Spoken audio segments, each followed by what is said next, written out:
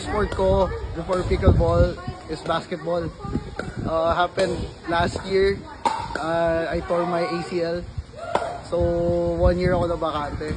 And this is the right time to, know some other sport. So pickleball was introduced to me.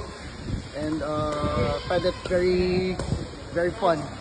And very relaxing siya at the same time. What's the second question? Yung House Club. BFR PC Club. Our club, our community is nung first time ko na witness to, it was 2 weeks ago. And gulat ako, sobrang dami pala ng pickleball. So all are accommodating, especially the one holding the camera. Siya yung nakatulong sa akin. First game ko is with him.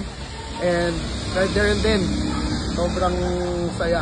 Sobrang enjoy sa, and of course the community very accommodating sila, and yun, it's fun, and I'm seeing to it that I'll be playing pickleball for a long time, so yes, my second love, balik.